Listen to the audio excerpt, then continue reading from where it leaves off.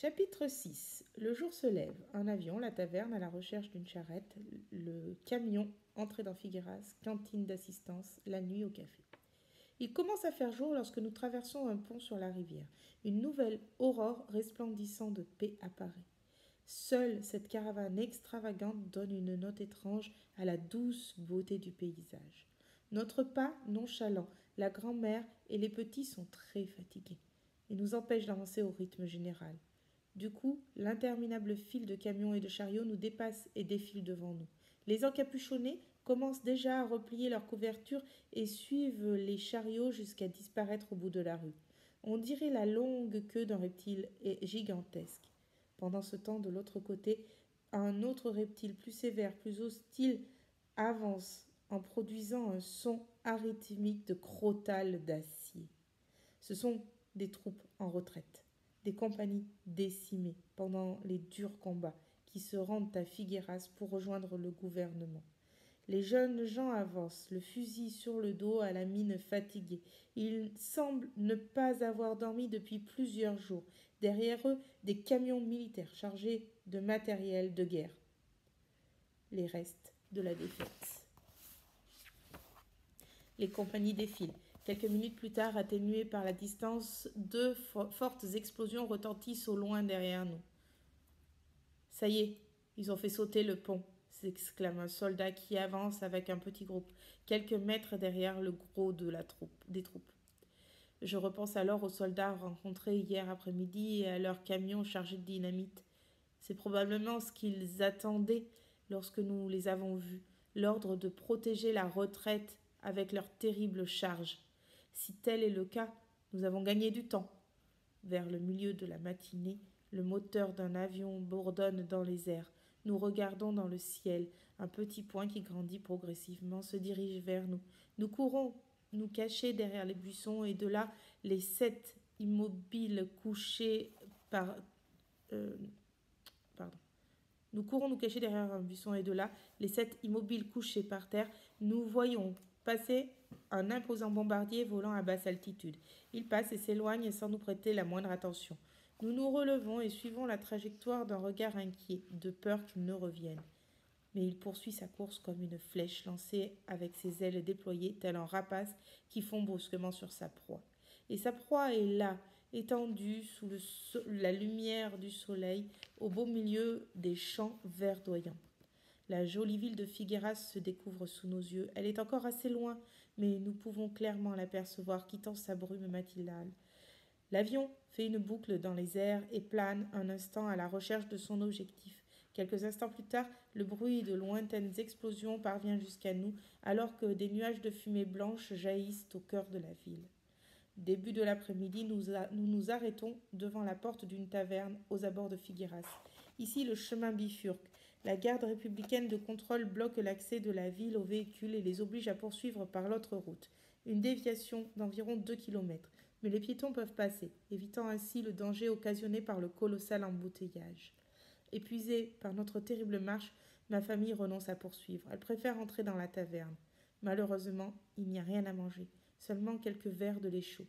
C'est tout ce qu'ils ont, nous disent-ils. Faute de mieux, nous acceptons sans hésiter. Il nous faudra tenir avec ça jusqu'à la nuit, en espérant avoir plus de chance à l'heure de souper.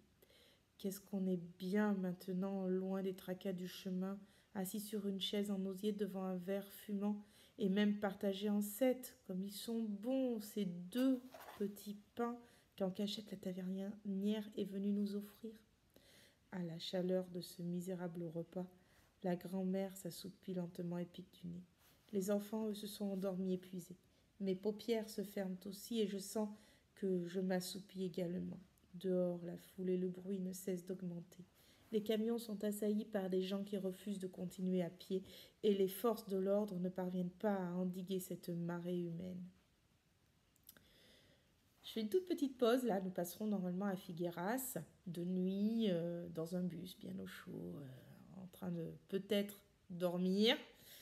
J'y crois pas beaucoup, peut-être nous amuser. En attendant, à Figueras, là, on n'est pas tout à fait dans les mêmes circonstances. Ils sont à pied, ils ont marché toute la nuit et il fait froid, il reste encore beaucoup de route devant eux. une route de montagne qui va s'avérer très dangereuse pour différentes raisons. Là, je vous invite à réfléchir à toute la route que nous aurons fait jusque-là. Et déjà cet état de fatigue qui va quand même se faire sentir, même si il y a de l'excitation il y aura de l'excitation dans notre bus, mais réfléchissez un petit peu à ces pauvres gens qui sont là à pied depuis plusieurs jours, avec très peu à manger, avec très peu de sommeil, voilà, et leur sentiment d'avoir tout perdu, de ne pas savoir où ils vont, c'est quelque chose de très inquiétant. Euh, je continue. Nous ne pouvons pas continuer comme ça, entraînant des pieds poussés par cette foule. La pauvre grand-mère a fait un effort gigantesque en marchant une bonne partie du trajet entre Gérone et Figueras. Les enfants y sont arrivés grâce à nos bras, mais nous ne pourrons pas poursuivre notre exode ainsi. Il faut absolument que nous trouvions un moyen de transport capable de résoudre ce problème. Un chariot, une charrette, quelque chose avec des roues et un animal de trait. S'il n'y a personne pour nous en louer, nous en achèterons, peu importe. La petite épargne que je possède, quelques milliers de pesetas, n'a plus qu'une utilité à mes yeux, sortir la pauvre grand-mère et les enfants de ce chemin de croix. Paco et moi partons en quête d'un chariot. 3 heures de marche inutile. Aucun paysan des alentours ne veut louer, encore moins vendre une charrette ou un mulet. J'en suis arrivé à offrir jusqu'à 6000 pesetas pour une petite charrette de 2 roues et un vieux bourricot en vain. Le paysan a croisé ses bras en regardant nos billets avec dédain. Papers, m'estimo mes el burro. Ce qui signifie ce sont des papiers, seulement des papiers. Mon âne, mon mulet vaut plus que ça. Puis il est rentré chez lui en refermant la porte. Nous devons renoncer. Tristes et abattus, nous retournons auprès de notre famille qui continue à dormir dans la taverne. Quand nous repartons, l'après-midi touche à sa fin. Des nuages couvrent partiellement le ciel et la pluie menace. Il vaut mieux se dépêcher d'entrer en ville. Des gardes de troupes d'assaut sensibles à notre situation acceptent de nous faire une place à bord de leur camion. Ainsi, sans autre incident, nous entrons dans Figueras alors que les premières ombres de la nuit recouvrent déjà la ville. J'ai visité Figueras il y a environ une quinzaine d'années. C'était une petite ville à l'atmosphère tranquille et villageoise. Depuis, elle a beaucoup changé. Des bâtiments modernes, des rues pavées, des magasins de luxe et de confortables cafés témoignent de son développement et de son progrès croissant. Mais ce qui est plus surprenant, ce qui lui donne aujourd'hui un air de grande capitale, c'est cette vie nerveuse, fiévreuse et tumultueuse qu'on observe dans les rues débordantes de gens et de véhicules. Il est impossible de circuler. On avance à pas de tortue, même en jouant des coudes. Comme nous sommes en guerre, il n'y a pas d'éclairage public, mais la lumière bleutée projetée par les centaines d'autos qui bloquent les rues et les places suffit à nous orienter et même à mesurer dans son inconcevable grandeur le gigantesque chaos de cette fourmilière humaine. Gérone est bien loin à présent, tant en distance qu'en proportion. Ces foules qui nous étonnaient hier dans la vieille capitale provinciale pâlissent aujourd'hui dans notre mémoire face à ces nouvelles masses qui envahissent les trottoirs et les chaussées. Fonctionnaires, ouvriers, paysans, petits artisans et employés, femmes et enfants en quantité extraordinaire. Beaucoup de gardes des troupes d'assaut, beaucoup de policiers catalans, énormément de soldats. C'est en centaines de milliers qu'il faut compter à présent pour se faire une idée de la dimension de cette avalanche de fugitifs. En nous tenant par la main, pour ne pas nous perdre, pressés par cette masse bouillonnante, nous parvenons à atteindre une petite rue à l'écart où se trouve, nous a-t-on dit, une cantine où l'on distribue des repas. Il s'agit d'une pension modeste qui, comme toutes les autres, a été réquisitionnée par le gouvernement pour le service d'assistance. Nous nous y rendons et y entrons. C'est un petit salon avec des tables en pain. D'horribles peintures multicolores recouvrent les murs et le souper ne peut pas être plus léger. Un plat de lentilles avec du riz. Le pain n'existe pas. Nous avalons cela à toute vitesse et 10 minutes après, nous sommes déjà dans la rue.